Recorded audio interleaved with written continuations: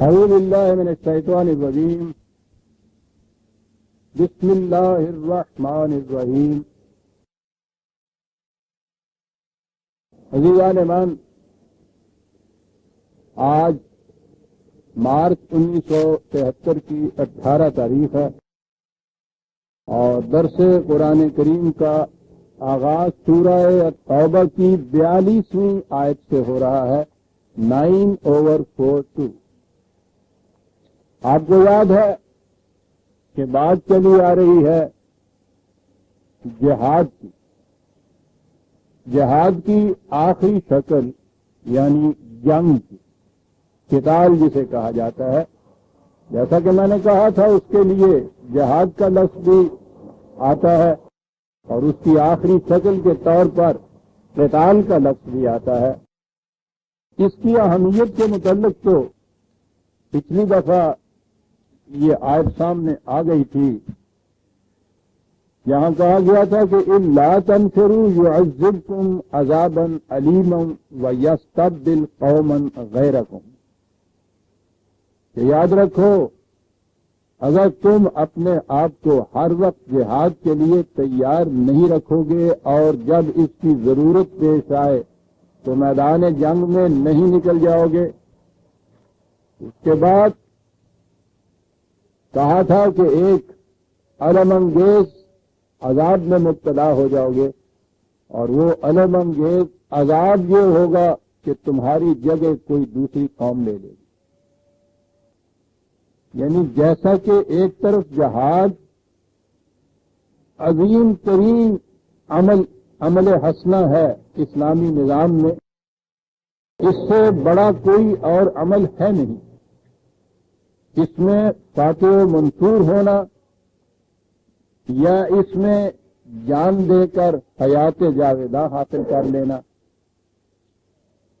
تو جہاں اس کی اہمیت اور عظمت کا یہ عالم ہے، اسی نسبت سے اس سے اگر گریز کی راہیں تلاش کی جائیں یا اسے اپنی زندگی کا مسلک و معمول نہ بنایا جائے، نصب العین نہ رکھا جائے، تو اسی نسبت سے اس کا جو نتیجہ بتایا ہے ایسا نہ کرنے کا، وہ یہ نہیں ہے کہ تمہیں کچھ اتنا سا نقصان ہو جائے گا، اتنی سی کچھ کسر رہ جائے گی۔ یہ کوئی چھوٹی بات نہیں، جہاں دوسری طرف جان دے دینے سے حیات جاویدہ اور سیدھا جنت میں پہنچنے کا ہے، اس سے جی چرانے کا نتیجہ تمہاری جگہ دوسری قوم لے لے گی۔ یعنی کوئی بین کی شکل ہے نہیں کہ اس کے بعد کچھ تمہیں شکست ہو جائے گی، کمزوری ہو جائے گی، ذلت ہو جائے گی، اور پھر کچھ وقت کے بعد پھر اس کو اگر پورا کر لو گے تو کوئی بات نہیں، درمیان کی رائے کوئی نہیں ہے۔ یہاں ادھر یہ کیفیت ہے کہ اس کی ایک جست نے طے کر دی اس قصے تمام، میدان جنگ میں گئے اور وہاں اللہ کی راہ میں جہاد کرنے کے لیے اگر جان دے دی تو سارے جتنے وہ قصے کہتے ہیں نا، حساب کتاب کے سارے قصے، حشر اور نشر اور قیامت، ساری قصے جتنے بھی ہیں، اس کی ایک جست ان کو طے کر دیتی ہے اور زندگی کے بلند ترین مقام کے اوپر یہ شخص پہنچ جاتا ہے۔ اسی نسبت سے جب یہ چیز اس میں سے اگر جی چرایا جائے اور گریز کی راہیں نکالی جائے تو جو گرتا ہے تو وہ بھی راستے کے کسی مقام میں اٹکتا نہیں ہے۔ وہاں بھی قوم کی کیفیت یہ ہے کہ یستبدل قوما غیرکم، تو تمہاری جگہ دوسری قوم لے لے۔ یہ ہے جہاد کا مقام دین کے نظام میں، اور حقیقت تو یہ ہے کہ جیسے کہ نبی اکرم صلی اللہ علیہ وسلم کی اس ظہر تابدار حدیث میں جو آیا ہے، پوچھا گیا کہ مومن کی زندگی کیا ہے، تو آپ نے فرمایا کہ جب جہاد نہ ہو رہا ہو تو جہاد کے لیے تیاری کرے، اور جو ہو رہا ہو تو اس میں شریک ہو۔ مومن کی زندگی ہے یہ، ساری زندگی جد و جہد کی زندگی ہے، اسی کا نام جہاد ہے۔ اس میں تو ایک سانس بھی ایسا نہیں ہے جو اس سٹرگل یا اس جہد سے یا اس جہاد سے فارغ ہو جائے مومن۔ یہاں تو قدم قدم کے اوپر ٹکراؤ ہوتا چلا جائے گا آپ کو تخریبی قوتوں کے ساتھ، اور اس ٹکراؤ کا مقابلہ کرنے کے لیے آپ کو تو ہر وقت تیار رہنا ہوگا۔ یہاں صورت ہی یہ ہوگی کہ جہاں بازو سے لڑتے ہیں وہیں سے یاد ہوتا ہے۔ تو میں نے عرض کیا کہ جہاں اس کا صلہ اتنا بڑا ہے، صلہ کیا جہاں اس کا فطری نتیجہ اتنا عظیم ہے کہ جان دے دینے سے یہ سارے مراحل راستے کے طے ہو جاتے ہیں، اسی طرح اس سے گریز کی راہیں نکالنے سے، اس سے جی چرانے سے جو پستی کی طرف آتی ہے قوم، تو کیفیت پھر یہ ہوتی ہے کہ راستے میں نہیں پھر یہ پھٹک، پھر استبدال قومی ہے، تمہاری جگہ دوسری قوم لے لے، یہ ہے جہاد۔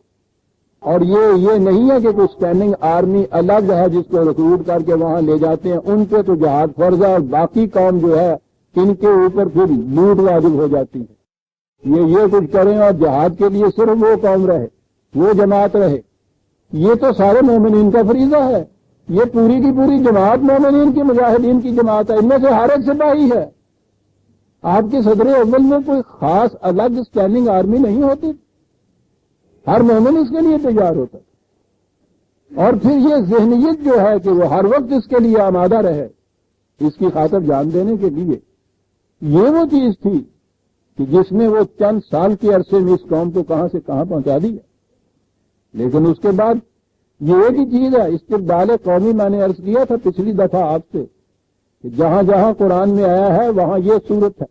دو نمایاں چیزیں قرآن نے بیان کی ہیں۔ سورہ محمد کی آخری آیت جو میں نے عرض کیا تھا اس میں یہ کہا تھا کہ اگر تم نے سرمایہ داری کا نظام اپنے ہاں رکھا کہ ہر فرد اپنی ذات کے لیے سمیٹتا چلا جائے تو اس کا نتیجہ بھی یہ ہوگا کہ تمہاری جگہ دوسری قوم لے لے گی۔ اور دوسری جگہ یہاں یہ آیا ہے کہ اگر کیفیت تمہاری یہ ہوئی کہ تم نے جہاد سے جی چرایا تو پھر بھی استبدال قومی ہو جائے۔ یہ جسے کیپٹل پنشمنٹ کہتے ہیں نا، تو یہ جرم وہ ہے جس کی سزا موت جسے کہتے ہیں، یہ وہ جرائم ہے جن کی سزا استبدال قومی ہے، سب کچھ چھن جاتا ہے اس قوم کا، اور اس کا علاج پابند سازی نہیں ہے۔ یہ دونوں مقام کے اوپر، وہاں آپ کے ہاں اکنامک سسٹم جو ہے، اقتصادی نظام جو ہے، اس میں ایک اسی قسم کا انقلاب لانا ہوگا، اور دوسری جگہ یہ جہاد کی جو صورت ہے پوری کی پوری قوم کو مجاہد یا سپاہی بننا ہوگا، ورنہ استبدال قومی معلوم۔ اور پھر اس سے پہلی آیت کے اندر اس کی غایت بھی بتائی۔ میں نے کہا تھا کہ جنگ کے متعلق اس زمانے میں تو جنگ صرف مال غنیمت کے لیے ہوتا تھا، میدان میں ہر سپاہی جو کچھ لوٹ لے وہ اس کا، اور جہاں وہاں کی معیشت کیونکہ کوئی مستقل تھی نہیں ان ملکوں کی، اس لیے ان کا گزارا اسی پہ ہوتا تھا، اس کے لیے تو وہ ہر وقت آمادہ رہتے تھے۔ اب یہ بالکل ایک نئی چیز آئی تھی ان کے سامنے، اور وہ نئی چیز یہ تھی کہ یہ جنگ لوٹ کے لیے نہیں ہوگی۔ دوسری چیز، ان کے ہاں جنگ میں قید ہونے والے مردوں کو غلام اور عورتوں کو لونڈیاں بنایا جاتا تھا، کہا یہ بھی قتل حرام ہے۔ تو آپ سوچئے کہ پھر جذبہ کیا رہا جنگ کا۔ مال غنیمت جو ہے یہ اس میں لوٹ میں یہ نہیں لے سکتے، غلام اور لونڈیوں کی ایک جنسی تحریک و ترغیب تھی، وہ نہیں ہو سکتی۔ مملکت کی حیثیت سے جنگ اگر ہوتی ہے تو یہ بہرحال جو زمینیں فتح ہوتی ہیں وہ تو مملکت کی ہو جاتی۔ اسٹینڈنگ آرمی یہ ہے نہیں، مرسینری طریق کے اوپر تنخواہ کی خاطر لڑتی، تو پھر کیا جذبہ ہے جس کی خاطر یہ کیفیت ہے ان کہ وہ یوں سر بکف میدان جنگ میں جائیں کہ جیسے کسی عروس اور دلہن سے ملنے کے لیے جایا جاتا۔ کیا تھا وہ جذبہ؟ یہ بہت عظیم انقلاب ہے جو قرآن نے پیدا کیا ہے۔ ایک ہی آیت پہلے یہ کہا ہے نا کہ یاد رکھو یہ جنگ اس لیے ہے جعل کلمۃ الذین کفروا السفلی وکلمۃ اللہ ہی العلیٰ، صرف اس سے مقصد یہ ہے کہ خدا کا نظام، اس کی بات، اس کا نظریہ زندگی، اس کا مقرر کیا ہوا نظام حیات وہ غالب آ جائے اور انسانوں کا خود ساختہ نظام جو ہے مغلوب ہو جائے، حق غالب آ جائے اور باطل مغلوب ہو جائے، یہ ہے مقصد۔ آپ دیکھیں کہ یہ جتنے بھی بظاہر پیش پا افتادہ مفاد یا دنیاوی تحریصات و ترغیبات و ترہیبات تھی وہ ساری ختم کر دی ہیں، ان میں سے کوئی مقصد نہیں رہا۔ مقصد یہ ہے اس کے سامنے تو آپ دیکھتے ہیں کتنا بڑا انقلاب پیدا کرتا ہے قرآن انسان کی اندر کی دنیا میں، کہ یہ کوئی جاذبہ، یہ کوئی کشش باقی نہ رہے جس کی خاطر جنگ کرتے آئے تھے، اور ساری دنیا جنگ کرتی ہے جس کی خاطر. جی نہیں صاحب، حق اور صداقت اس کا غلبہ ہو، اس کی خاطر جان دے دینا جس میں اپنا ذاتی جائزہ کوئی نہ ہو. تو یہ تھا اسلام. اور اس کے بعد کہا کہ اگر اس کے لیے نہیں، اس مقصد کے لیے تم تیار نہیں رہتے اور جنگ میں نہیں جاتے تو پھر اس کا نتیجہ یہ ہے کہ تمہاری جگہ کوئی اور قوم لے گے. اور ایک جگہ تو یہ کہا ہے کہ ثم لا یکونوا امثالکم، تمہارے جیسی نہیں ہوگی. دوسری جگہ کہا تھا کہ خیر لکم، تم سے بہتر ہوگی. تو بہتر ہی ہوگی تو وہ جگہ لے گی نا اس کی. وہ جگہ لینے کے معنی یہ نہیں ہوتا ہے کہ ان کو کسی طرح بھیڑ بکریوں کی طرح ہانک دیا جاتا ہے کہیں اور وہ باڑہ خالی ہو جاتا ہے، اس میں وہ آ کے بیٹھ جاتے ہیں، بلکہ ہر وہ چیز کہ جس سے وہ قوم انسانوں کی صف میں شامل ہونے کے قابل ہوتی ہے ان سے چھین لی جاتی ہے، اور پھر وہ سانس لینے کے لیے مردے اپنی لاشیں اپنے کندھوں پہ اٹھائے باقی رہتے. یوں استبدال قومی ہوتا ہے. قومیں اس طرح سے یوں مٹائی نہیں کرتی اسی طرح فزیکلی. تو یہ الگ بات ہے کہ اس طرح کی پستی اور ذلت کی حالت میں پھر ایک عرصے کے بعد اس قوم کی قرآن کہتا ہے کہ جعلناہم احادیث، پھر ان کی داستانیں باقی رہ جاتی ہیں اور کچھ باقی نہیں رہتا. پھر بعد میں وہ کھنڈرات کھودنے والے جا کے آرکیالوجی والے کھنڈرات میں سے پھر ان کے نشانات پڑھتے ہیں. یوں قومیں ختم ہو جاتی. اب اتنا بلند مقصد دیا ہے اس کے لیے کہ کوئی یہ ذاتی جسے جاذبہ کہتے ہیں وہ باقی نہ رہے. تو اب یہ جو مملکت قائم ہو گئی تھی پھر اس کے بعد یہ جنگ ہو گئی تھی. تو ایک تو وہ جماعت تھی جو رسول اللہ صلی اللہ علیہ وسلم نے تیار کی تھی، لیکن اس کے ساتھ ہی یہ مختلف قبائل وہ بھی تو شبہ شب آ کے ان میں شامل ہو گئے تھے. ان کی تو تربیت ابھی ایسی نہیں ہوئی تھی. یاد رکھیے کہ یہ وہ جماعت جنہیں ہم صحابہ کبار کہتے ہیں، مہاجرین اور انصار جو ہیں، یہ گروہ نہیں، یہ تو تربیت یافتہ گروہ تھا. یہ تو اسی مقصد کی خاطر جیتا تھا، اسی مقصد کی خاطر مرتا تھا، جان دیتا تھا. وہ جنہیں قرآن نے خود کہا ہے کہ اعراب، جن کے متعلق کہو کہ ابھی اپنے آپ کو یہ نہ کہیں کہ ہم ایمان لے آئے ہیں، یہ کہیں کہ ہم نے سبمٹ کر دیا ہے. یہ وہ لوگ بھی تو ساتھ شامل تھے. ان میں ابھی یہ جذبہ پیدا نہیں ہوا کہ جان دیں اور اس کی قیمت بھی کچھ وصول نہ کریں. وہ یہ چیز دیکھتے تھے کہ جس جنگ کے لیے تیاری ہو رہی ہے اس میں ہمیں کیا فائدہ ہوگا. یہاں سے ان کا ذکر آ رہا، کہا کہ ان کی کیفیت یہ ہے کہ لو کان عرضا قریبا وسفرا قاصدا لاتبعوک ولکن بعدت علیہم الشقۃ وسيحلفون بالله لقد استطعنا لخرجنا معكم. تو ان کی کیفیت یہ ہے کہ اگر کوئی فائدہ ان کو نظر آتا جلدی سے مل جانے والا یا مسافتیں لمبی نہ ہوتی. تاریخ میں یہ چیز ہے کہ یہ جنگ تبوک کا ذکر ہے، نبی اکرم صلی اللہ علیہ وسلم کے کچھ آخری دور کی بات ہے. رومیوں نے بازنطینی، میں نے تاریخ میں سب کچھ آپ کو بتا دیا تھا تو کون سی یہ قوتیں تھیں جن کے ساتھ ٹکراؤ ہو رہا تھا اسلام کا. تو رومن امپائر جو تھی مشرقی حصے کی، جسے بازنطینی امپائر کہا جاتا ہے، ان کے متعلق یہ اطلاع آئی تھی کہ وہ تیاریاں کر رہے ہیں حملہ کرنے کی اس نوزائیدہ مملکت کے اوپر. اسٹریٹجی کا تقاضا یہ تھا کہ ان کی وہاں جا کے روک تھام کر دی جائے. تو اس کے لیے حضور نے یہ ایک لشکر تھا جو تیار کیا اور جانے کی بات یہ تھی. تو وہ یہاں سے دور بھی تھا، گرمی بھی تھی، اور پھر یہ لوگ تھے کہ جن کے متعلق خود قرآن نے یہ کہا ہے کہ ابھی ایمان ان کے دل کی گہرائیوں میں نہیں اترا ہوا. تو وہ اس میں کچھ ہچکچاتے تھے. کہا ان کی صورت یہ ہے کہ اگر ان کا پیش پاؤ سادہ جلدی سے ملنے والا تو مفاد ان کے سامنے ہوتا جیسے کہ ان کا انداز ہوا کرتا تھا، یا کوئی مشقت طلب مسافت نہ ہوتی، یہ چیز بھی ان کو زیادہ دکھتی ہے تو یہ پھر تو چل نکلتے. لیکن یہ کہ بیچ میں ذاتی جاذبہ کوئی نہ ہو اور مشقتیں بھی ہوں ان کی، اور اس کے باوجود پھر کیفیت یہ ہو کہ سینہ شمشیر سے باہر ہے دم شمشیر کا، یہ بات نہیں ابھی ان کے یہاں پیدا ہوئی۔ کہا ویسے ان کی کیفیت یہ ہے کہ یہ خدا کی قسمیں کھا کھا کے یہ بات کہیں گے کہ نہیں، اگر ہم نے واقعی استطاعت ہوتی تو ہم تمہارے ساتھ جاتے۔ دو لفظوں میں بات ختم کی، یہلکون انفسہم، یہ اپنے آپ کو تباہ کر رہے ہیں۔ یہاں یہ جو ہلاکت ہے، آپ دیکھیے کہ یہاں طبی ہلاکت تو ہے نہیں، کیونکہ جنگ میں جانے والے تو طبی موت جسے آپ کہتے ہیں وہاں مر جاتے ہیں، نہ جانے والوں کی تو یہ صورت نہیں ہوتی، کوئی نقصان ایسا نہیں ہو رہا۔ یہ جو ہلاکت کس چیز کی ہو رہی ہے کہ قسمیں کھا کھا کے کہتے ہیں کہ اگر استطاعت ہوتی تو ساتھ جاتے، اور دل میں بات یہ نہیں ہے۔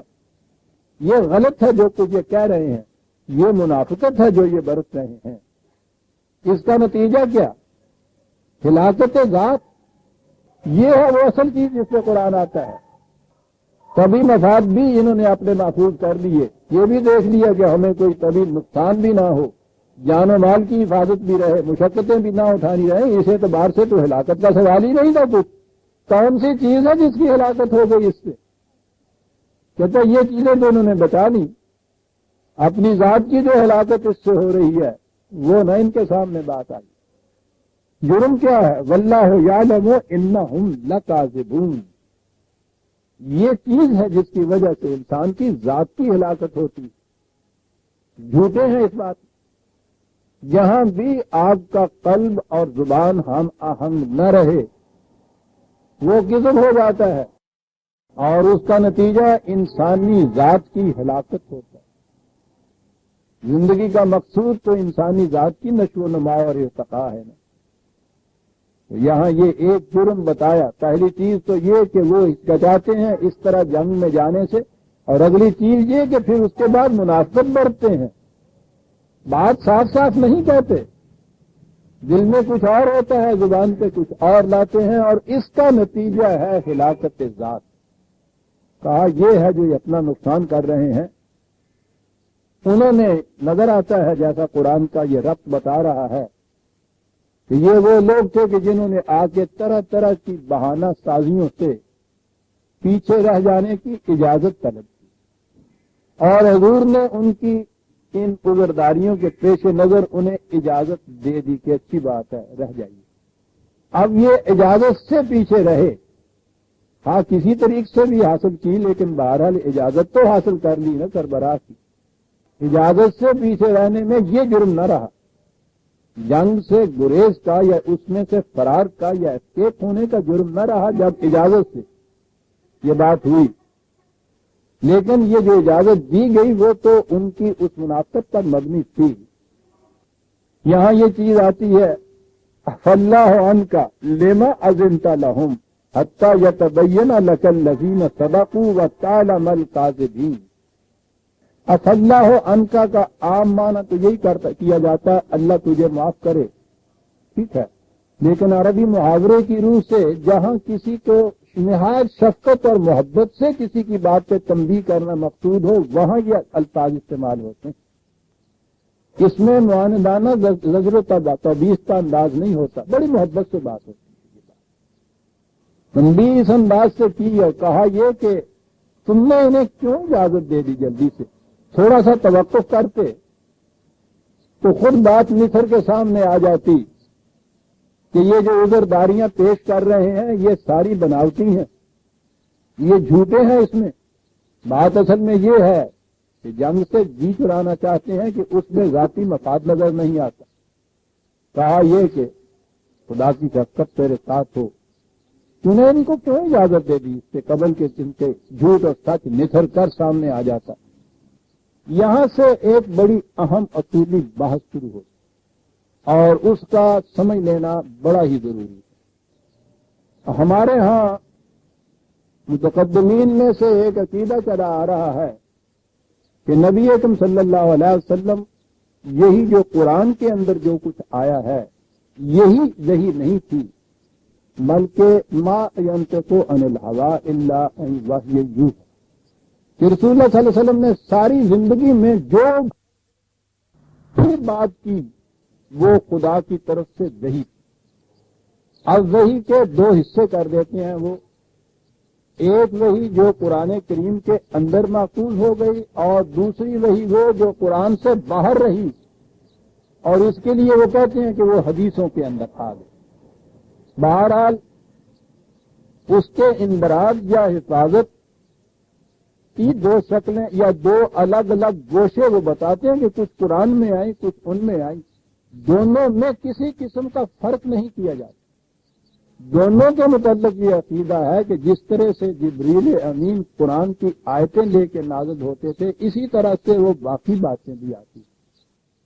پھر سوچ سمجھ لیجئے کہ عقیدہ یہ ہے ما ينطق عن الهوى، یہ کہہ کے کہ جو کچھ بھی رسول اللہ صلی اللہ علیہ وسلم نے جو بات بھی کی، جو کام بھی کیا، جو فیصلہ بھی کیا، وہ سارا خدا کی طرف سے وحی کے ذریعے آپ کو دیا گیا۔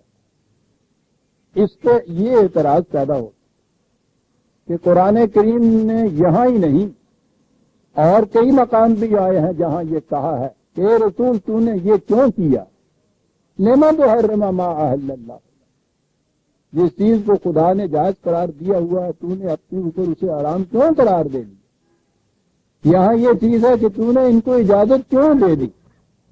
تو اب ان مقام سے یہ واضح ہوتا ہے کہ اگر یہ چیزیں جتنی بھی ہیں یہ بھی خدا کی طرف سے وحی کے ذریعے تھی کہ آپ نے ان کو اجازت دی تھی، یعنی وہ پہلا مسلمہ مان لیا جائے کہ آپ نے جو کچھ کہا، جو کچھ کیا، جو فیصلہ کیا، جو قدم اٹھایا، یعنی آپ کا قول اور عمل سارے کا سارا وحی پر مبنی تھا۔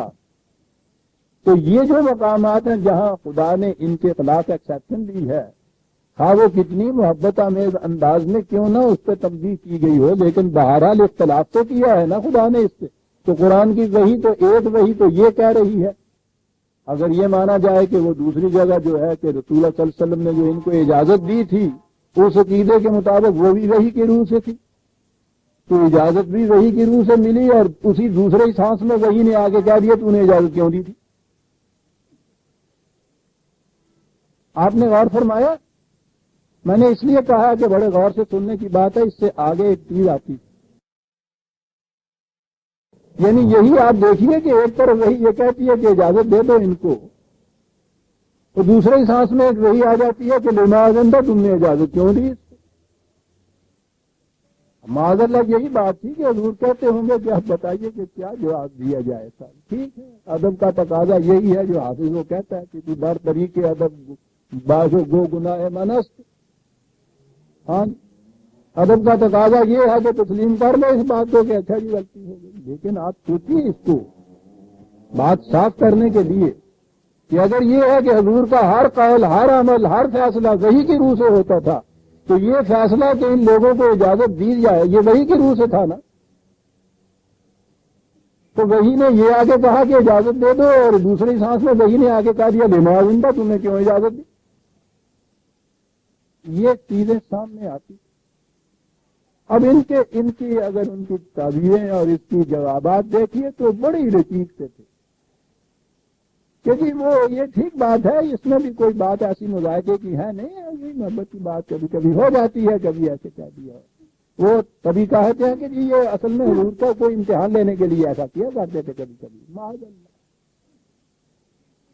دیکھا ایک ذرا سی غلطی سے بات کہاں سے کہاں چلی گئی، بات آگے آتی ہے، اور وہ یہ ہے کہ یہ جو وحی کا ایک حصہ قرآن کریم میں آیا ہے،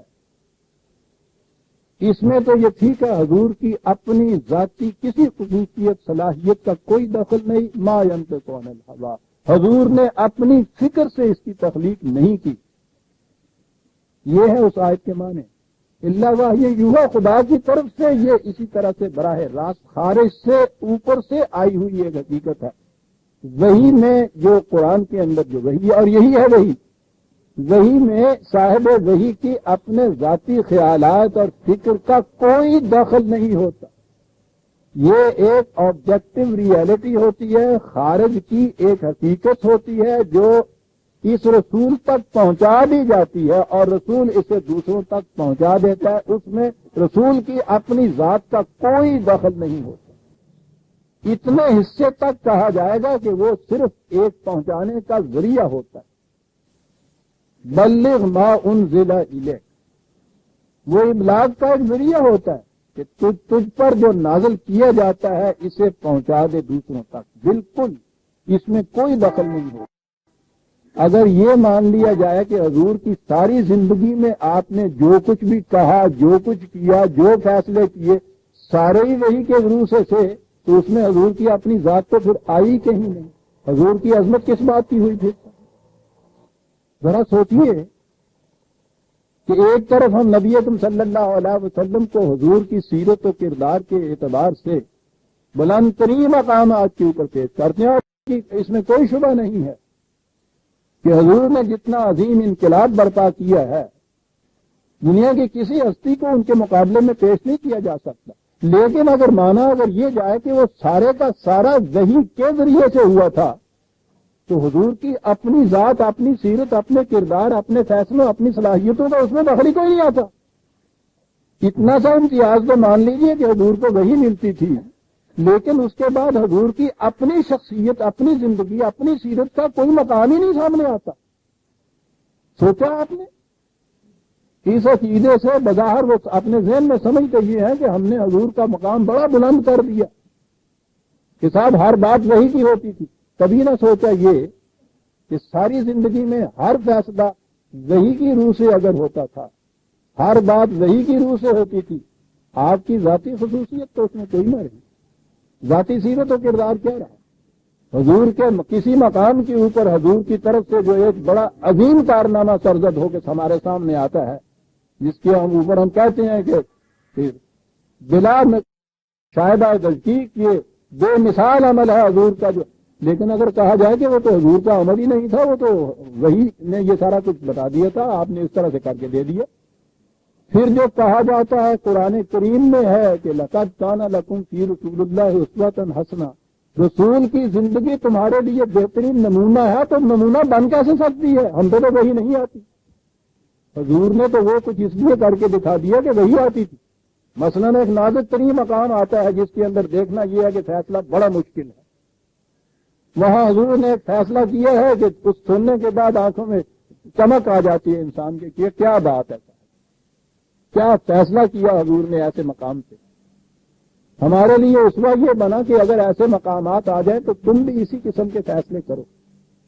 لیکن جب یہ کہا جائے کہ وہ فیصلہ حضور نے تو وحی کے ذریعے سے کیا تھا، آپ کا فیصلہ ہی نہیں تھا، خدا کا فیصلہ، جبریل نے آ کے آپ کو کمیونیکیٹ کر دیا، آپ نے اس کو باہر اس کا اظہار کر دیا، تو یہ چیز ہمارے لیے اسوہ کیسے بنے گی؟ ہم تک تو جبریل نہیں آئے گا کچھ کہنے کے لیے۔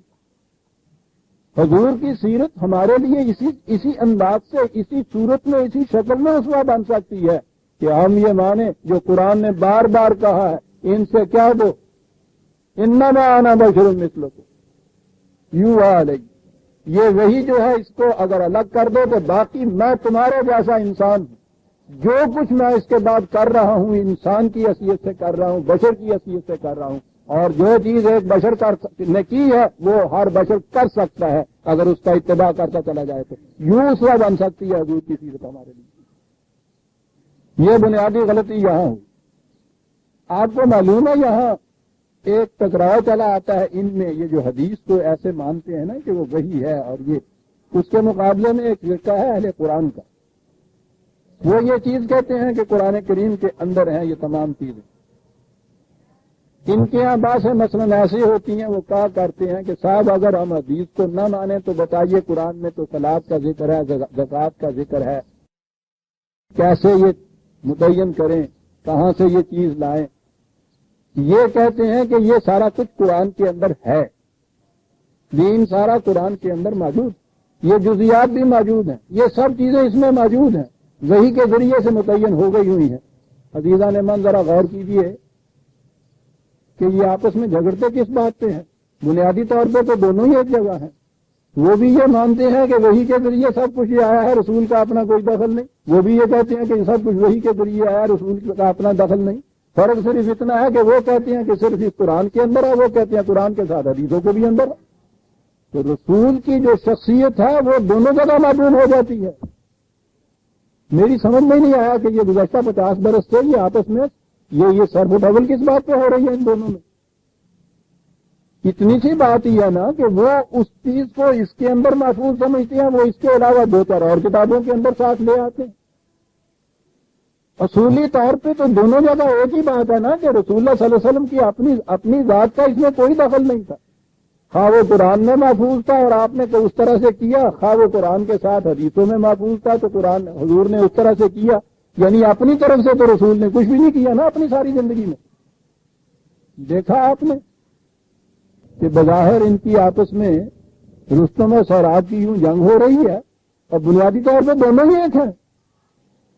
کبھی ان میں سے کسی نے کھڑے ہو کے سوچا نہیں کہ ہم ایک دوسرے کے اوپر کام کس بات کا کر رہے ہیں؟ رسول کی حیثیت دونوں حیثیتوں میں کچھ نہیں رہتی، حضور کی سیرت اسوہ بنتی نہیں ہے، نہ اہل قرآن کے مسلک کی روح سے نہ اہل حدیث کے مسلک کی روح سے۔ انا بشر مثلکم کہیں رہتے ہی نہیں۔ صحیح حیثیت یہ ہے کہ وحی کے ذریعے سے جو قرآن کے اندر محفوظ ہے، انسانی زندگی اور دین کے نظام کے اصول دیے گئے ہیں، حدود مقرر کیے گئے ہیں، وہ غیر متبدل اقدار اصول، اور نبی اکرم صلی اللہ علیہ وسلم نے پھر سب سے پہلے ان اصولوں کے مطابق اپنی ذاتی صلاحیتوں کی بنا کے اوپر جو ایک بشر کی حیثیت سے تھی، ایک ایسا انقلاب برپا کیا کہ جس کی مثال نہیں ملتی، اور اس طرح حضور کی سیرت مقدسہ دنیا کے اندر بے مثال ہو جاتی ہے۔ ذاتی کردار کی بنا کے اوپر سارا کریکٹر، سارا جتنا کریڈٹ ہے حضور کی اپنی ذات کو جاتا ہے، اس میں وحی کا کوئی دخل نہیں۔ اور یہ چیز ہے کہ جہاں کہیں کوئی تدبیری غلطی ہو جاتی تھی، کچھ حکم رہ جاتا تھا، اس کے اوپر کبھی وحی کے ذریعے سے ٹوک بھی ہو جاتی تھی۔ یہ تم نے کیوں کیا؟ یہ کرنے والا وحی کے ذریعے نہیں، کی روح سے نہیں کر رہا تھا۔ لیما یاست لیم اف اللہ ان کا لیما اذنت لہم، ورنہ اگر وحی کے ذریعے ہوتا تو خدا یہ کہتا کہ لیما اذنت، تو نے کیوں اجازت دی؟ وہ کہتا میں نے کہاں اجازت دی، اجازت تم نے دی۔ یاد رکھیے، اور اسی معنی میں، اسی مفہوم میں حضور کی سیرت اقدس اسوہ بنتی ہے تمام دنیا کے انسانوں کے لیے کہ ایسے مقام کے اوپر اس قسم کے عمل کا مظاہرہ کرنا بڑی بات۔ سوچئے تو صحیح عزیزان من، 23 سال تک جو مخالفین اتنی بڑی اذیتیں دیتے رہے کہ ان کے ساتھ 13 سال تک ان کی اذیتوں میں دن گزرے، اتنی سخت اذیتیں کہ گھر بار سے نکلنا پڑا، حضور کے عزیزوں تک ان کے ہاتھوں سے اذیتوں میں بعد وفات ہی پا گئے۔ اس کے بعد یہاں آ گئے مدینے میں، 7-8 برس تک انہوں نے پیچھا نہیں چھوڑا، کم از کم 80-82 جنگیں جھڑپیں جو ان کے ساتھ ہوتی گئیں۔ اس کے بعد مکہ فتح ہوا۔ یہ پا بجولا ساری عمر کے اتنے بڑے دشمن جو تھے، یہ پا بجولا قیدیوں کی حیثیت سے سامنے کھڑے تھے۔ انہوں نے پوچھا، آپ نے ان سے پوچھا کہ تمہارے ساتھ کیا سلوک کیا جائے؟ عرب قوم تھی، انہیں پتا تھا کہ جنگ اتنی بڑی مخالفتوں کے بعد پھر کیا سلوک ہوتا ہے۔ وہ کہتا ہے ٹھیک ہے، جیسا دشمن کے ساتھ سلوک کیا جاتا ہے۔ آپ نے کہا ٹھیک ہے، تمہارے نظریہ زندگی کے مطابق وہی بات ہے، لیکن میرا نظریہ حیات اور ہے۔ لا تثریب علیکم اليوم، میں کسی سے ذاتی انتقام نہیں لیا کرتا، سب کی بیڑیاں کھول دو۔ یہ ہے وہ چیز جسے ہم دنیا کے سامنے پیش کر سکتے ہیں کہ یہ ہے سیرت و کردار کی بلندیاں، اتنا وسعت قلب، اتنی نگاہ میں کشاد، اور یہ اسوہ بن سکتا ہے کہ ایسے مقام کے اوپر تمہیں بھی اتنی ایسی کشاد کا ثبوت دینا چاہیے۔ لیکن اگر یہ کہیں کہ صاحب یہ تو خدا نے اسے کہا تھا کہ کہو کہ نہیں چھوڑ دو، آپ نے وہ چھوڑ دیا، آپ کو کیا کریڈٹ اس کا گیا؟ ہاں یہ چھوڑ دو کی بات اہل حدیث کے مطابق حدیث کی کسی کتاب میں ہو یا اہل قرآن کے مطابق قرآنی کے اندر ہو، میں اس میں نہیں ابھی جاتا تفصیل میں، کہیں بھی ہو، اگر یہ بات ہو کہ یہ چیز جو تھی یہ فیصلہ حضور کا اپنا نہیں تھا، اس سے حضور کی کردار کی بلندی نہیں سامنے آئی۔ وہ تو خدا کے ایک فیصلے کو کمیونیکیٹ کیا آپ نے۔ یہ ہے وہ مقامات جہاں کے حضور نبی اکرم صلی اللہ علیہ وسلم کی سیرت اقدس اسوہ بھی بنتی ہے اور بے نظیر بھی دنیا کے اندر قرار۔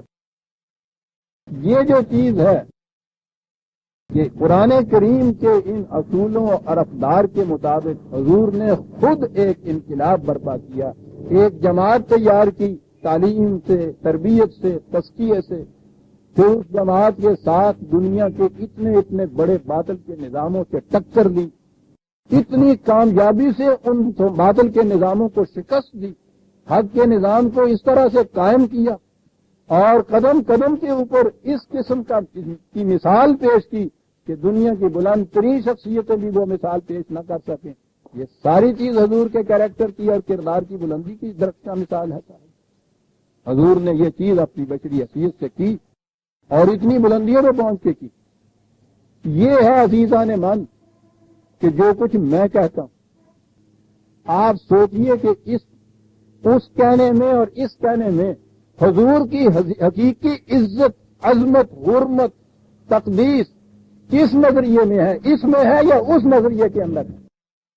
لیکن جو چاہے آپ کا حسن کرشمہ ساز کرے، ایک پروپیگنڈا چلا آ رہا ہے منکر شان رسالت میں، سوچئے تو صحیح، جس کی ساری عمر عزیزان من پہلے دن کے سانس سے آج کے سانس تک حضور کی تقدیس اور عظمت کی چمچاتے ہوئے گزر گئی، جس کے نام کے صدقے میں میں انسانوں کی صف میں کھڑے ہونے کے قابل ہوا۔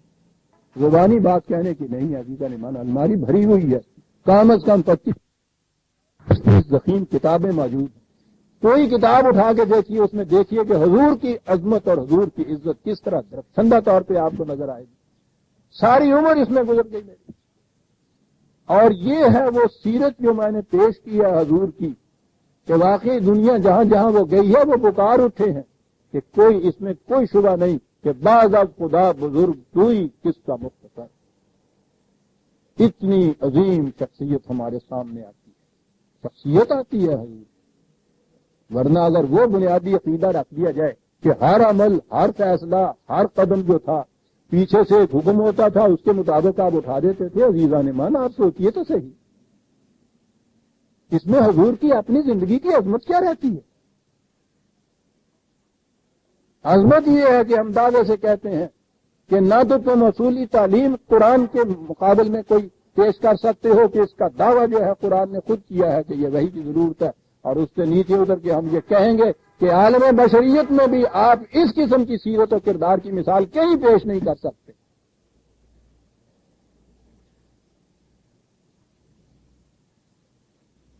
اور یہ تھے وہ مقام حضور کی سیرت و کردار کے درخشندہ، تحیر انگیز، تعجب انگیز، کہ جس کے اوپر حضور نے ادھر سے فیصلہ کیا اور ادھر سے بے ساختہ نجائے جمال نے کہا کہ ان اللہ و ملائکتہ یصلون علی النبی، آخری سب کے ہو تیرے، کتنا سونا فیصلہ کیتا ہے اس نے، اللہ تیرے فرشتے پھول برسان لگتے اس کی ذات اتے، یہ اسے دے فیصلے دے اتے یہ عمل کیتا ہے گا کہ انہیں بھی آؤں تو میں تینوں کہنا آؤں کر دے، تو پھر اس کے بعد یہ پھول برسانے کی نوبت کہاں آتی؟ یہ بے ساختہ پھول کیوں برسائے جا رہے ہیں؟ کیوں یہ فرشتوں سے بھی ساتھ کہا جا رہا ہے؟ کہا اس لیے جا رہا ہے کہ جب تخلیق آدم کا قرآن نے بیان کیا ہے تو فرشتوں نے اعتراض کیا تھا کہ ہمیں چھوڑ کے ایک ایسا بھیجا جا رہا ہے وَيَسْفِكُونَ فِي الْأَرْضِ وَيَفْسِدُونَ فِي الْأَرْضِ وَيَسْفِكُ الدَّمَاءَ، خوریزیاں کرے گا، فساد انگیزیاں کرے گا۔ اور واقعی انسانوں کی تاریخ یہی بتا رہی تھی اس معنی میں کہ فرشتے اس بات میں سچے ہی تھے، اس کی ساری تاریخ اسی میں گزری۔ استعارتاً عرض کروں گا کہ اگر یہ چیز آپس میں کہیں دو کی بات ہو تو اس میں تو واقعی کچھ نگاہ جھکتی نظر آئے گی اللہ میاں کی فرشتوں کے سامنے، معاذ اللہ میں کہہ رہا ہوں استعارتاً اس چیز کو۔ لیکن پھر کچھ مقام ایسے آتے تھے انہی انسانوں کے اندر کہ جہاں ایک انسان کا درخشندہ عمل جب سامنے آتا تھا تو پھر اللہ میاں سینے پہ ہاتھ رکھ کے فرشتوں سے کہتا تھا دیکھا تم نے کہ میں نے کیوں آدم کی تخلیق کی تھی؟ اور یہ وہ مقام تھے کہ جس کے اوپر وہ بھی بے ساختہ پکار اٹھتے تھے کہ ہاں انی عالم ما لا تعلمون، ٹھیک کہا تھا تم نے۔ اور وہ مقام ہے جہاں وہ کہتا ہے کہ ان اللہ و ملائکتہ یصلون علی النبی، خدا اپنے اس کارنامے کے اوپر فخر کر رہا تھا کہ میں نے تخلیق آدم اس لیے کی تھی کہ یہ بھی آدم پیدا ہونا تھا اس کے اندر، اور فرشتے پھول اس لیے برساتے تھے کہ انہیں احساس ہو گیا کہ ہم نے غلط اعتراض کیا تھا، واقعی بات یہی تھی جو تم کہتے تھے، یوں اللہ اور اس کے فرشتے پھول برساتے تھے حضور کے اوپر۔ عزیزان من، اگر ان کارناموں کو آپ یہ کہیں کہ آپ کی اپنی ذات کا کوئی دخل ہی نہیں تھا، فیصلہ یہ آتا تھا ایسے مقام کے اوپر تو یہ کر دو، تو پھر خدا اگر کہتا بھی فرشتوں سے کہ دیکھا تم نے، تو وہ کہتے کہ صاحب دیکھا ہے ہم نے، اور ہمیں یہ بھی معلوم ہے کہ اس میں آدم کا کیا دخل۔ یہ وہ مقام ہے جس پہ فرشتے تھے، جنہیں ملائکہ کہا جاتا ہے۔ قرآن نے بتایا یہ ہے کہ ان کی کیفیت یہ ہے جیسا انہوں نے کہا تھا، نحن نسبح بحمدک ونقدس لک، ہم تو جس طرح سے تو کہتا ہے ویفعلون ما یؤمرون، کہ جو کوئی تو حکم دیتا ہے ہم کیے چلے جاتے ہیں۔ یہ کہنے والوں کی خدا نے ان کی تردید نہیں کی تھی کہ غلط ہے، جو ہم کہتے ہیں تم کرتے چلے جاتے ہو، غلط ہے تم نہیں کرتے، اس لیے ہم ایک ایسی مخلوق پیدا کر رہے ہیں کہ جو ہم کہیں گے وہ کریں گے۔ بالکل نہیں، تسلیم کیا تھا خدا نے کہ جو کچھ ہم کہتے ہیں تم کرتے چلے جاتے۔ کہا تھا کہ اس میں تمہارا کریڈٹ پھر کیا ہے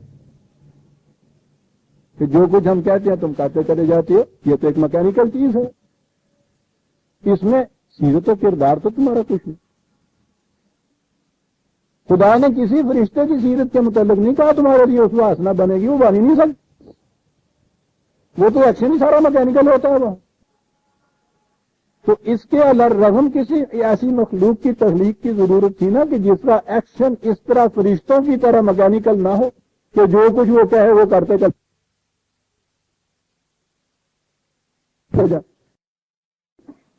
جب کچھ آیا نہیں وہاں سے تو چپ کے بیٹھے ہوئے ہیں۔ رسول کے متعلق اگر آپ یہ عقیدہ رکھتے ہیں تو یہ مقام تو وہ آ جاتا ہے جس کو آپ فرشتوں کا مقام کہتے ہیں کہ جو خدا نے کہا وہ کر دی۔ وہ تو یہ جو تھا زندگی کا نہج، اس سے الرغم ایک اور نہج زندگی تھی، اور یہ وجہ ہے کہ اس پورے ڈرامے کے بعد جب خدا نے یہ تمثیلی تعارف کرایا ہے تو بتایا یہ کہ آؤ تمہیں بتایا یہ مخلوق کیا ہوگی۔ مخلوق یہ ہوگی کہ ہم نے کہا آدم سے کہ جا دیکھو یہ نہ کرنا، اور آدم نے وہی کیا جو کہا تھا نہیں کرنا، اور خدا نے کہا دیکھا کیسی تم میں اور ان میں فرق کیا ہے۔ فرق یہ ہے کہ تم اپنے اختیار و ارادے سے کچھ نہیں کر سکتے، یہ اپنے اختیار و ارادے سے کرتا ہے۔ معصیت صحیح اختیار و ارادے سے کرتا ہے نا، تو یہ انسان کے لیے باعث شرف تو یہ چیز ہے کہ یہ اپنے اختیار و ارادے سے یہ کچھ کرتا ہے، اور آپ ہیں کہ اس کو جس کو بلند ترین انسان دنیا کا قرار دیتے ہیں اس کا اختیار و ارادہ سارا سلب کر لیتے ہیں آپ، کہ حضور نے اپنی زندگی میں اپنے اختیار و ارادے سے کچھ بھی نہیں کیا۔ آپ نے غور فرمایا عزیزان من جو میں نے کہا تھا کہ بڑا اہم اس میں ایک نقطہ آتا ہے، حیرت ہوتی ہے کہ کس طرح سے ایک بھیڑوں کی ایک بھیڑ چال چلی جاتی ہے ہزاروں برس سے، اور اس کے اوپر سر دھنتے ہیں صاحب کہ یہ مقام آیا اور وہ وہی آ گئی آپ کی طرف اور آپ نے یہ کر دیا صاحب، سبحان اللہ صاحب یہ کیا چیز، ارے تم بتاؤ تو صحیح، یہ سبحان اللہ تو فرشتوں نے کہا تھا، جنہوں نے کہا تھا جنان نسبح بحمدک ونقدس لک، جو کہتا ہے اس کے مطابق ہم کرتے چلے جاتے ہیں۔ یہ ہے مقام حضور کا۔ قرآن کریم نے یہ زندگی کے جو اصول و حدود دیے ہیں اور دینے کے بعد پھر یہ چیز فریضہ عائد ہو گیا رسول کے اوپر کہ سب سے پہلے ان کے اندر اپنی ذاتی صلاحیتوں، اپنی ذاتی بلندی کردار اور سیرت کے اعتبار سے اب اس کے اندر ایک مثالی معاشرہ قائم کرو، اور وہ معاشرہ وہ ہو کہ جو آنے والوں کے لیے دلیل راہ اور اسوہ اور نمونہ بن سکے، جو یہ کہہ سکیں کہ ہاں ان اصولوں کے اوپر ایک انسان نے اس طرح عمل کر کے دکھایا تھا، اس لیے قیامت تک کے لیے ان کے اوپر عمل ہو سکتا ہے۔ یہ جو آج کہا جاتا ہے نا کہ ہاں صاحب یہ تو ٹھیک ہے جو آپ کہتے ہیں قرآن کے مطابق، آئیڈیلزم ہے یہ ایک چیز یہ ایک لفظ آتا ہے ہمارے یہاں. بہت اچھا جی. تو کیا اعتراض آپ کو ہوا؟ چلیے کبھی ہوا ہے ایسا؟ بتایا کہ ہاں صاحب ہوا تھا، تاریخ بتا رہی ہے کہ ایک دور میں ہوا تھا. وہ کہتے ہیں کہ صاحب وہ جو چیز تھی وہ تو وحی کے ذریعے سے ہو گئی تھی، وہ تو رسول تھے، انہوں نے یہ کر دیا. بتائیے انسانوں نے بھی کیا ہے؟ دیکھا آپ نے یہ اعتراض؟ یعنی اس کے بعد یہ ناممکن العمل ہو گیا قیامت تک کے لیے. یہ کاہے کے لیے رکھا ہوا ہے قیامت تک کے لیے محفوظ خدا نے؟ ناممکن العمل. جب یہاں پہنچے اعتراض یہ ہوا تو پھر اب کیا کیا جائے؟ تو پھر خدا کی طرف سے ہی ایک مامور لائے اتار کے کہ واقعی یہ انسانوں کے بس کی تو بات نہیں، یہ تو وہی کر سکتا ہے کہ جس کو خدا کی طرف سے یہ امر ملے. تو پھر آسمان سے یہ مامور لائے. کوئی 100 سال کے بعد لے کے آ گیا، کسی نے کہا آخرت میں جا کے آئے گا. کچھ بھی ہوا اصولاً یہی مانا گیا کہ یہ انسانوں کے بس کی بات نہیں ہے یہ کچھ کرے. یہ تو رسول نے کیا تھا کہ وہ مامور من اللہ تھا. کہا کہ صاحب نبوت تو ختم ہو گئی. کہنے لگے نہیں نبی نہیں، ہم کہتے ہیں جی مامور من اللہ ہی کہتے ہیں. یعنی نام بدل دیا. کہا کہ صاحب اس میں فرق کیا ہے دونوں میں؟ وہ بھی تم کہتے ہو کہ خدا کے امر کے مطابق سب کچھ کرتا تھا، یہ بھی تم کہتے ہو کہ وہی کر کے دوبارہ دکھائے گا جو خدا کے امر کے مطابق یہ کچھ کرے گا. تو دونوں میں فرق کیا ہے؟ کچھ نہیں، چلے جا رہے ہیں. اتنی سی بات زبان پہ لانے والے کے پیچھے ڈگڈگی بجائی جا رہی ہے کہ صاحب کو کافر ہے، ملحد ہے، مرتد ہے. یہ ٹھیک ہے جی، کرتے چلے جائیے. یہ ہے عزیزان من جو میں نے کہا تھا کہ بات تو یہ چھوٹی سی سامنے آئی ہے لیکن اصولی چیز بڑی اہم اس کے اندر آتی ہے. قرآن اس کی شہادت دیتا ہے کہ یہ حضور کا ہر فیصلہ، ہر عمل، ہر قول خدا کی وحی کے روح سے نہیں ہوتا تھا. اگر وہ ہوتا تو یہ کیوں کہا جاتا عفا اللہ عنک لما اذنت لہم؟ اللہ تجھے معاف کرے، تو نے کیوں اجازت دی ان کو؟ ٹھیک ہے، اس قسم کی تدبیری صاحب، اس قسم کی تدبیری غلطیاں ہو جاتی ہیں. حتی یتبین لک الذین صدقوا وتعلم الکاذبین. ذرا سا رک جاتے تو چند قدم کے اوپر ہی بات ساری صاف ہو جانی. یہ منافقت جو ہے وہ تو زیادہ دیر چل نہیں سکتی. وہ ایک تاؤ دیا جائے تو وہ جیسے کہتے ہیں منہ پھک ہو جاتا ہے. تھوڑا سا انتظار کرتے. اور پھر یہ میں کہتا ہوں کہ اس موضوع پہ اگر آئے ہم خود قرآن کی شہادتوں کی روح سے کہ رسول اللہ صلی اللہ علیہ وسلم اپنے ذاتی فیصلے اس میں کیا کرتے. منافقوں کے متعلق سب سے زیادہ مشکل مرحلہ ان منافقین کا تھا. کسی جماعت کے اندر اس قسم کے لوگوں کا آگے شامل ہو جانا. یہ تو اتنی تعداد میں تھے عزیزان من، ایک ذرا سی پھانس کہیں ٹک جائے نا، اچھیلت لگنی بھی کہتے، وہ اتنی چھوٹی ہوتی ہے کہ وہ نظر بھی نہیں آتی کم وقت، لیکن صاحب سونے نہیں دیتی ساری رات.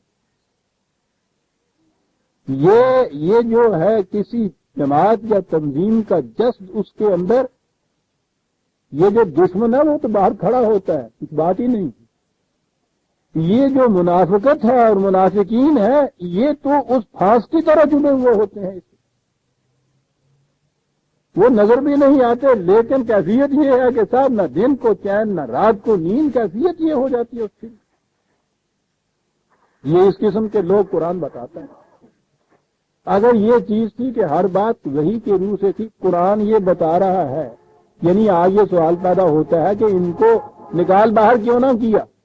قرآن یہ کہہ رہا ہے کہ رسول ہم نہیں تمہیں بتائیں گے کہ فلاں فلاں ان میں سے منافق ہے. کوئی بات ہوئی؟ اس میں تو تمہاری فراست جو ہے وہ اس کا اندازہ، تم ان کے چلن سے، ان کی کرتوتوں سے، ان کے کردار سے تمہیں اس کے متعلق پہچاننا ہوگا ان کو کہ ان میں سے کون کون سے ایسے ہیں. ہم نہیں بتائیں گے. دیکھا آپ نے؟ اور حضور کی کمال ہی یہ ہے کہ حضور نے پہچانا ان کو. اور قرآن نے یہ بتایا ہے یہ کہ حضور کی زندگی میں ہی خبیث اور طیب الگ ہو گئے تھے. اب یہ جو کہا جاتا ہے نا کہ یہ ٹھیک ہے حضور کی زندگی تک تو یہ تھے، ادھر آپ نے آنکھ بند کی اور ادھر یہ سارے کے سارے مرتد ہو گئے، قرآن کی شہادت کے خلاف۔ قرآن نے یہ کہا ہے کہ ہم مومنین کو اس حالت میں نہیں چھوڑیں گے کہ خبیث اور طیب میں امتیاز نہ ہو جائے، امتیاز کر دیا جائے گا۔ حضور کی ذات، حضور کی وفات کے وقت جسے یہ جماعت مومنین، جسے اس نے یہ کہا ہے کہ یہ انصار اور یہ مہاجرین، یہ جماعت مومنین جو تھی ان کے اندر کوئی ایک بھی منافق نہیں تھا عزیزان، یہ مومن حقہ تھے، ایک ان میں سے۔ یہ جو گروہ تھا جن کے متعلق کہا ہے کہ آراب ہیں، دل کی گہرائیوں میں نہیں اترا ہوا، وہ متمیز طور پر الگ تھا وہ گروہ۔ تو بات میں یہ کہہ رہا تھا کہ یہ جتنی چیزیں تھیں یہ حضور کی بصیرت تھی، حضور کی فراست تھی، حضور کی ذاتی خصوصیات تھی، سیرت کی بلندی تھی، کردار کی پاکیزگی تھی، جس کی بنا پر آپ نے اس قسم کا ایک معاشرہ مستقل کر کے بتایا۔ اور وہی چیز ہے کہ جو اسوہ بن سکتی۔ کہا کہ کیوں تم نے یہ کہا لا یستاذنک الذین یؤمنون باللہ والیوم الآخر ان یجاہدوا باموالہم وانفسہم واللہ علیم بالمتقین۔ یہاں بڑی عجیب چیز اور آ گئی سامنے۔ کہا کہ جو لوگ اللہ اور آخرت پہ ایمان رکھنے والے ہیں وہ ایسے مقام پہ اجازت مانگا کرتے ہیں پیچھے رہنے کی۔ کیا بات ہے! یہاں دو ہی چیزوں کی خصوصیت بتائی، اللہ اور آخرت پر ایمان رکھنے والے۔ کبھی غور فرمایا آپ نے؟ ویسے تو ایمان کے 5 اجزاء قرآن نے گنائے ہوئے ہیں، اللہ پر، اس کے ملائکہ پر، کتابوں پر، انبیاء پر اور آخرت پر ایمان۔ لیکن اس کا انداز یہ ہے کہ جس مقام پہ کوئی گفتگو ہو رہی ہو، ان میں سے جس کی اہمیت وہاں زیادہ ہو اس کو ابھار کے لاتا ہے۔ آپ نے غور فرمایا کہ مقام کیا ہے؟ مقام یہ ہے کہ جانے ہتھیلی پہ رکھ کے میدان جنگ میں چلے جا رہے، شہداء فرحاں۔ کون سا جذبہ ہے جو اس طرح سے لے جاتا ہے انسان کو وہاں؟ اگر ایمان یہ ہو یا زندگی کا اصول یہ سمجھ لیا جائے کہ زندگی تو یہ تبھی زندگی جس کی ہے، موت کے بعد خاتمہ ہو جاتا ہے، کس کا جی چاہتا ہے پھر اس طرح سے مرنے کے لیے؟ اس کے بعد تو کوشش کی جاتی ہے نا کہ زیادہ سے زیادہ زندہ رہے، کیونکہ تو زندگی تو یہی ہے۔ پھر یہ چیز کے ساتھ مجھے کیا پڑی ہے دوسروں کی خاطر اپنی جان دے دی۔ یہ جو لیے پھرتے ہیں کہ صاحب کلمت اللہ جو ہے اس کو بلند کرنا ہے، یہ سب کچھ کرنا ہے، یہ کلمت اللہ کیا ہوتا ہے جس کو بلند کرنا ہے؟ اس کو مانتا ہی نہیں۔ کبھی زندگی کو زندگی ماننے والا ان چیزوں کو مانتا ہی نہیں ہے، اور یہ وجہ ہے کہ اس کے لیے کسی کاز کی خاطر جان دینا جو ہے ناممکن ہوتا۔ وہ کوئی اور کوشش ڈھونڈے گا، اس کے جان دے دینا کسی بات کے لیے کچھ آسان بات ہے،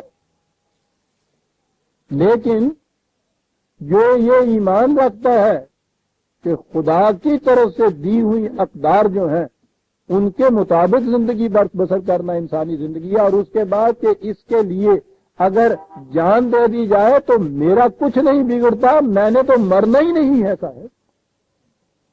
میدان جنگ میں جس سپاہی کا یہ ایمان ہو کہ جسے یہ مقابل والے کہیں گے کہ ہم نے اسے مار دیا، یہ ان کی فریب نگاہ ہے، تو میں تو مر نہیں سکتا، میں تو مرنا ہی نہیں ہے، زندگی تو مسلسل آگے چلنے والی چیز ہے۔ یہ تو جوئے رواں ہے، باہر سے چلی آئی ہے، ایک حج کے نیچے سے گزر کے صحن گلستان میں داخل ہو جائے گی۔ کبھی ندی کو یہ بار آتا ہے کہ میں کیوں رواں ہو کے آگے چلی جا رہی ہوں؟ یہ جو میدان جنگ میں ہنستے کھیلتے ہوئے جان دے دینے والے تھے جن کو شہید کہا جاتا ہے، کون سی چیز ہے جو ان کے اس کے اوپر ان کو آمادہ کر دیتی ہے؟ میں نے پچھلی دفعہ یہ کہا تھا، وہ جو نظام قرآن نے کہا ہے اس نظام نے یہ کیا تھا کہ ہر ایک کو یہ ضمانت دے رکھی تھی کہ تمہارے اور تمہارے بال بچوں کے رزق کے ہم ذمہ دار ہیں۔ تو پہلی چیز تو اس سپاہی کے لیے یہ تھی جو میدان میں جاتا تھا کہ جان بھی اگر میری یہاں چلی گئی تو کوئی عرض نہیں، پیچھے بھوکے نہیں مریں گے۔ یہ بڑی چیز ہے۔ اس مرنے والے کو دیکھیے نزا کی حالت، جسے نظر آ رہا ہو کہ میرا دم گیا ابھی، اور یہ چھوٹے چھوٹے بچے کل ہی یتیم ہو کے گلیوں میں رل جائیں گے، کوئی پوچھنے والا نہیں. جسے اتنا سکون ہوتا ہے نا کہ نہیں کوئی بات نہیں، بگڑتا نہیں، اس پہ یہ چیز ایسے ٹھیک نہیں گزرتی. یہ اللہ پہ ایمان یہ ہے کہ اللہ کے اس نظام پہ ایمان کہ میں یہاں ہوں یا نہ ہوں، میرے پاس مادہ جو ہیں ان کو کوئی نقصان نہیں پہنچتا، وہ محروم نہیں ہو جاتے. اور جہاں تک میرا تعلق ہے آخرت پہ ایمان کہ زندگی ختم نہیں ہو جاتی، مجھے زندہ رہنا ہے. جسے دونوں یقین ہو، آپ سوچئے تو صحیح وہ کس طرح سے میدان جنگ میں لڑے، وہ اجازتیں طلب کرے گا. یہ ہیں دو چیزیں جسے کہا ہے کہ جن کو اللہ اور آخرت پر ایمان ہوتا ہے. اللہ پہ ایمان اس دنیا میں اس کا نظام قائم جو ہوا اس پہ ایمان، کیونکہ وہاں جو ہے نا نحن نرزقکم وایاہم، خدا کہتا ہے ہم تمہارے رزق کے ذمہ دار ہیں اور تمہاری اولاد کی رزق کے. ہم کہا ہے نا اس نے. اور یہ بھی بڑی چیز، اس نے ہماری اتنی عزت رکھ لی ہے، اتنا شرف کا پاس کیا ہے. ملے گا تو انسانوں کے ہاتھوں سے، لیکن لینے والے کو کہا ہے کہ تم ان کے رحیم کرم نہیں ہو، ہم دیتے ہیں. یہ کون ہے دینے والے؟ تو سب کے تیرے رب بن گئے. ذلیل انسان کی بھی شرف عزت کا اتنا پاس. یہ نہیں کہا کہ کوئی بات نہیں، جاؤ یہ دے دیں گے تمہارے پیچھے جو ہے ان کو. کہا نہیں، ہم دیں گے. یہ جو ہے ہم دیں گے، یہ ہے ایمان باللہ. یہ ایمان آتا کس طرح سے؟ اگر وہ نظام قائم ہو کہ جس میں یہ جو خدا نے وعدہ کیا ہے وہ پورا ہو رہا ہو، ہم دیں گے. یہ چیز بھی تو قرآن نے خود ہی واضح کر دی کہ اس سے یہ مراد نہ لے لیجئے گا کہ ہم آسمان سے اس طرح سے روٹیاں دیتے جائیں گے. سورہ یاسین میں ہے نا کفار کے متعلق کہ یہ اعتراض کہتے ہیں کہ اگر خدا نے یہ وعدہ کیا ہوا ہے کہ ہم دیں گے ان سب کو، تو یہ لوگ بھوکے کو مرتے ہیں. کہا ان کم وقتوں سے کہو کہ خدا آ کے خود نہیں دیا کرتا، وہ ایک نظام قائم ہوتا ہے جس کے ہاتھوں سے ملا کرتا ہے. اس نظام کی روح سے یہ ایمان کی تفصیل ہوتی ہے. اور آخرت پر ایمان جو ہے اس کے معنی یہ ہیں کہ تسلسل حیات پر ایمان جو ہے کہ میں نہیں مرتا، مجھے آگے جانا ہے، بڑے کام ابھی اور کرنے ہیں. میں نے کہا کہ جن کا اس پہ ایمان ہوتا ہے وہ کبھی اجازتیں نہیں مانگا کرتے پیچھے رہنے کی. انما یستاذنک الذین لا یؤمنون باللہ والیوم الآخر. یہ ہے وہ بات، عذرداریاں وہ پیش کیا کرتے ہیں، اجازتیں وہ مانگ کرتے ہیں جن کا ان پہ ایمان نہیں ہوتا. ایمان اگر اسی کا نام ہے جو ہم کہہ رہے ہیں تو وہ جتنے بھی تھے ان کا تو اس طرح ایمان موجود تھا. یعنی ان کے مسلمان ہونے کی شہادت تو قرآن دے رہا ہے نا. ان سے کہو یہ کہیں کہ ہم مسلمان ہو گئے ہوئے ہیں. ایمانی کے متعلق کہا ہے نہیں ہے. کہا یہ گریز کی راہیں وہ نکالتے ہیں جن کا ایمان نہیں ہوتا. اور اس کا نتیجہ کیا ہے یہ دیکھیے، یہ ہے نتیجہ وَارْتَابَتْ قُلُوبُهُمْ فَهُمْ فِي رَيْبِهِمْ يَتَرَدَّدُونَ. نتیجہ اس کا یہ ہوتا ہے کہ شکوک پیدا ہو جاتے ہیں ان کے دل میں. اور شکوک ریب میں اور شک میں فرق ہے عربی زبان میں. شک کوئی ایبسٹریکٹ چیز ہوتی ہے جس کے متعلق کبھی یقین نہ ہو، کہ یہ معلوم نہیں کہ سامنے جو بیٹھا ہے وہ درخت کے اوپر وہ طوطا ہے یا مینا ہے یا کچھ. ریب ہوتا ہے اس قسم کا شک جس سے دل میں اضطراب پیدا ہو جائے. پتہ نہیں روٹی ملے گی یا نہیں ملے گی، پتہ نہیں بچے پیچھے بھوکے مریں گے یا ان کو کچھ دے گا یا نہیں. اسے ریب کہتے ہیں. اور یہ وہ ریب ہے جس کو ختم کرنے کے لیے قرآن آیا ہے. ذالک الکتاب لا ریب فیہ. اس کے مطابق عمل کیا جائے گا تو یہ ریب کی کیفیت باقی نہیں رہے گی. کہا جو ان چیزوں کے اوپر ایمان نہیں رکھتے ان کے دلوں میں ایک اضطرابی کیفیت لیے ہوئے شک پیدا ہوتا ہے. اور یہ ہے وہ چیز کہ جس کی وجہ سے وہ تردد میں رہتے ہیں، جائیں یا نہ جائیں پتہ نہیں کیا ہوتا. یہ ہے وہ ریب. ارادے باندھتا ہوں، باندھ کر پھر توڑ دیتا ہوں. تو کیوں توڑ دیتے؟ کہیں ایسا نہ ہو جائے، کہیں ایسا نہ ہو جائے. فی ریبہم یترددون. یقین ہے محکم والا جو ہے وہ تو کبھی سوال ہی نہیں. کہا اور پھر یہ بھی اچھا ہی ہے کہ نہیں تمہارے ساتھ چلے. اس قسم کے ساتھیوں سے نقصان کے علاوہ اور پیدا کیا ہوگا؟ وَلَوْ أَرَادُوا الْخُرُوجَ لَأَعَدُّوا لَهُ عُدَّةً وَلَكِنْ كَرِهَ اللَّهُ بِعَاثَهُمْ فَثَبَّتَهُمْ وَقِيلَ اقْعُدُوا مَعَ الْقَاعِدِينَ وَلَوْ خَرَجُوا فِيكُمْ مَا زَادُوكُمْ إِلَّا خَبَالًا وَلَأَوْضَعُوا خِلَالَكُمْ يَبْغُونَكُمُ الْفِتْنَةَ. کہا اگر یہ جاتے تو تمہارے لیے مصیبت کا موجب بنے رہتے. پہلی آیت میں یہ ہے کہ اگر یہ واقعی ان کی نیت ہوتی جانے کی اور بعد میں ہی کوئی کسی قسم کی کوئی ایسا سبب آ جاتا جس سے کہ یہ معذور ہو جاتے، نہ جا سکتے، جائز طور کے اوپر ان کے راستے میں وہ حائل ہوتا، تو تم یہ دیکھتے کچھ نہ کچھ تو یہ تیاریاں کرتے نہ جانے کی. اتنے بڑے جہاد کے لیے نکلنا تھا، اتنا لمبا سفر تھا، کچھ تیاریاں کرتے نا. تم نے دیکھا کہ انہوں نے شروع سے تیاریاں نہیں کی تھی. دیکھیے خدا یوں نہیں کہہ دیتا کہ ہمیں تو معلوم تھا یہ منافق ہیں. کہا یہ دیکھیے نا علامت کہ یہ جینون نہیں ہے اپنی عذرداری کے اندر. اگر یہ جانے کے لیے جینونلی دل سے تیار ہوتے تو کچھ تیاریاں کرتے نا پہلے سے. دیکھا کہ یہ دلیل انسانی سطح کے اوپر دی جا رہی ہے.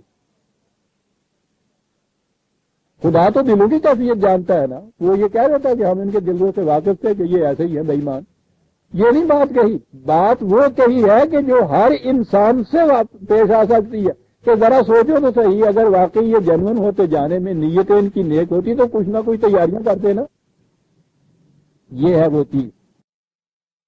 رسول کو یہ بتایا جا رہا ہے کہ دیکھا ان چیزوں پہ نگاہ نہیں تمہاری گئی، تم نے ان کی زبان کو at the face of it مان لیا، ورنہ بات بڑی صاف نہیں تھی.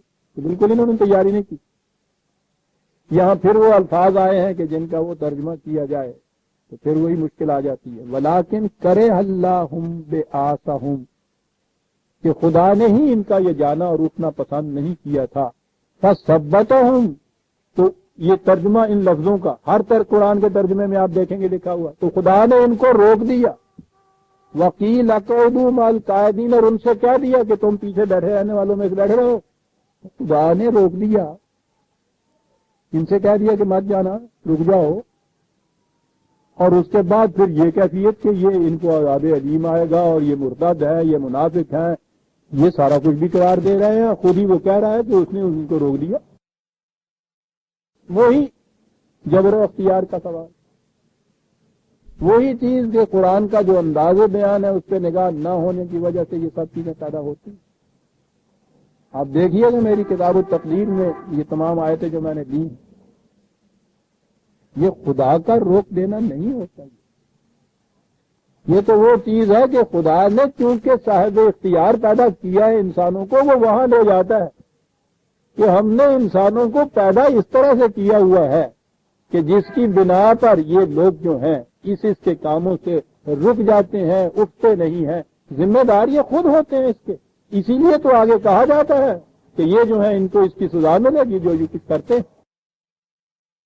ورنہ اگر یہ تسلیم کر دیا جائے کہ خدا ہی کسی کو روک دیتا ہے، کسی کو آمادہ کر دیتا ہے، نہ رکنے والے کا جرم، نہ جانے والے کا کوئی کریڈٹ، پھر وہی بات آگے جو پہلے تھی. ان آیات کے یہ مفہوم نہیں ہے. وَلَوْ خَرَجُوا فِيكُمْ مَا زَادُوكُمْ إِلَّا خَبَالًا وَلَأَوْضَعُوا خِلَالَكُمْ، اگر یہ جاتے تمہارے ساتھ تو مصیبت کا موجب بنے رہتے، تمہاری جماعت کے اندر انتشار پیدا کرتے، خلفشار پیدا کرتے. وَفِيكُمْ سَمَّاعُونَ لَهُمْ، اور تمہارے اندر وہ لوگ بھی تو ہیں کہ جو اس قسم کی باتوں کو کان رکھ کے سنتے، جاسوسیاں. سَمَّاعُونَ لَهُمْ، یہ جو ہے یہ خاص چیز ہے، عربی زبان کے قاعدے کی روح سے یہ ہوگا کہ جو باتیں سنے یہاں سے کسی دوسرے کی خاطر. بڑا عجیب لفظ ہے یہ لہم کا. آن ڈیوٹی آیا ہوا ہو، خود نہ سننے کے لیے بلکہ کسی کی طرف سے بھیجا ہوا، کسی کیا کنسٹرکشن کتنی خوبصورت ہے. سماعون لہم، یعنی انسان سنتا تو خود ہے نا، اپنے لیے کوئی سنتا؟ وہ کہتا ہے یہ اپنے لیے نہیں سنتے، یہ کسی اور کی خاطر سنتے ہیں۔ پیاری کنسٹرکشنیں ہوتی ہیں قرآن کی عزیزان نے۔ ویسے تمہاری مجلس میں آ کے بیٹھے ہیں، تمہارے ذہن میں ہوگا کہ صاحب بڑے اچھے لوگ ہیں، قرآن سننے کے لیے آئے ہوئے ہیں، بڑے التزام سے آتے ہیں، بڑی پابندی سے آتے ہیں، بڑی جاذبیے سے سنتی ہیں، واہ واہ بھائی کیا بات ہے ان کے بھی اس قرآن سے عشق۔ وہ کہتا ہے سمعون لہم، یہ کسی اور کے فائدے کی خاطر سنتے، پھر نام فائدے کے لیے آتا ہے نا، اور ڈانڈا ہے۔ کیا بات ہے، اس کے کنسٹرکشن سے بڑا لوگ کھاتا ہے عزیزان ایمان۔ اگر قرآن کے ان اندازوں کا پتا ہو، سمعون لہم واللہ علیم بالظالمین۔ یہ دیکھیے لوگ کیا ہم جانتے ہیں، سن کیسے رہے۔ وَلَقَدِ ابْتَغَوُا الْفِتْنَةَ مِنْ قَبْلُ وَقَلَّبُوا لَكَ الْأَمُورُ حَتَّى جَاءَ الْحَقُّ وَظَهَرَ أَمْرُ اللَّهِ وَهُمْ كَارِهُونَ۔ کہتے ہیں اس قسم کی تدبیریں کوئی نئی نہیں ہیں، یہ کرتے ہی چلے آ رہے ہیں۔ مختلف مقامات کے اوپر انہوں نے یہ کچھ کیا، تدبیریں الٹ دی، تمہاری اسکیم جو تھی ان کو فیل کرنے کے لیے انہوں نے بہت کچھ بنایا، سازش بنائی، لیکن کامیاب نہیں ہو گیا۔ جعل حق وظاہر امر اللہ وہم کارہون، خدا کی بات غالب آتی رہی، حق ظاہر ہوتا رہا، خواہ ان کو یہ کتنا ہی ناگوار کیوں نہ گزرتا رہا، یہ ہوتا رہا۔ وَمِنْهُمْ مَنْ يَقُولُ ائْذَنْ لِي وَلَا تَفْتِنِّي أَلَا فِي الْفِتْنَةِ سَقَطَ وَإِنَّ جَهَنَّمَ لَمَحِيطٌ بِالْكَافِرِينَ۔ بہت ہی ان میں ایسے لوگ بھی ہیں جو یہ کہتے ہیں کہ ہمیں، جیسے کہتے ہیں نا کہ آفیشلی اس کے لیے ہمیں پرمیشن دے دیجیے تاکہ ہم اپنے پاس ریکارڈ میں رکھ لیں، اور بعد میں ہمارے خلاف کوئی کسی قسم کا کوئی مقدمہ نہ چلایا جائے، جرم نہ عائد کیا جائے۔ تو ایسی ایسی پیش بندی کرنے والے بھی لوگ ہیں کہ ہمیں اس کی کوئی سزا نہ ملے۔ بڑے عجیب لفظ ہیں ان کے لیے۔ کہتا ہے کہ انہیں کوئی کون بتائے کہ سزا تو انہیں اس وقت بھی مل رہی، تم بعد کی پیش بندی کرنا چاہتے ہو کہ کوئی اس قسم کی سند ان کے ہاتھ میں ہو کہ بعد میں ان کو کوئی سزا نہ دے۔ نہیں جانتے کہ سزا تو اس وقت بھی مل رہی ہے۔ دو لفظوں میں ایک بات کہہ دی عزیزان مان، بڑی عظیم حقیقت۔ انہیں پتہ نہیں ہے کہ جہنم تو ان کو اس وقت بھی گھیرے ہوئے ہے۔ وہ جہنم جس کے متعلق ہمیں ہمیشہ یہی ذہن میں آیا کہ وہ مرنے کے بعد ہو کتنے تنور گڑے ہوئے ہیں، یہاں نہیں، اس کا کوئی واسطہ، یہاں کوئی بات نہیں۔ دوسرے مقام پہ یہ ہے کہ اتنا ہی فرق ہے کہ جہنم تو انہیں اب بھی دیکھ رہا ہے، ان اندھوں کو وہ نظر نہیں آتا۔ اور میں سمجھتا ہوں کہ بہرحال ان سے خوشابخت ہے وہ کہ جسے یہاں جہنم نظر آ جائے، یہیں سے عزیزان من جنت اور جہنم شروع ہو جائے۔ واللہ سریع الحساب، تو ہم تو بڑی جلدی حساب کر دیتے ہیں، کھٹا کھٹ پٹا پٹ۔ انسان کی ہر سانس سے اس کے جہنم کے شعلے بھی بھڑکتے ہیں اور اس کی جنت کی نسیم میں بہار بھی چلتی ہے۔ یہ اسی کے دم کی آمد و شد سے یہ دونوں چیزیں بنتی چلی جاتی ہیں۔ اس کا ہر خیال، اس کا ہر فیصلہ، اس کا ہر عمل یا جہنم کا ایندھن بنتا ہے یا بہشت کے محل کی اینٹ بنتا چلا جاتا ہے۔ کتنی بڑی چیز ہے کہ یہ کہتے یہ ہے کہ ہمیں کچھ اس قسم کی پرمیشن دے دیجئے تاکہ ہمیں کچھ بعد میں سزا نہ ملے۔ کتنی غلط نگہی ہے ان کی کہ یہ بعد کی سزا کا ذہن میں ان کے سخمز نامہ و میزاں دراز تر گفتی، اقبال کہتے ہیں سخمز نامہ و میزاں دراز تر گفتی، بڑی لمبی بات تم نے کی کہ قیامت ہوگی، وہاں ایسا میدان ہوگا جن کا دہاڑا ہوگا، تانبے کی زمین ہوگی، سوا نیزے پہ سورج ہوگا، اور پھر وہ میزانیں کھڑی ہو جائیں گی، اعمال تلیں گے، اس کے بعد پھر وہ جہنم کے اندر بھیجے جائیں گے۔ سخن سے نامہ و میزاں دراز تر گفت، 1000 حیف نہ بینی قیامت موجود، قیامت موجود نہ تمہیں نظر آئی۔ یہ تصورات جب تک نہیں بدلتے عزیزان من کہ یہ جہنم انسانوں کی زندگی میں یہیں سے شروع ہوتا ہے۔ واللہ ان جہنم لمحیط بالکافرین، عربی جاننے والے جانیں گے نا اس کو کہ یہ انا اور یہ لام کیا ہے، بڑی ہی یقین کے لیے یہ آتا، خود انا ہی کوئی کم نہیں ہوتا۔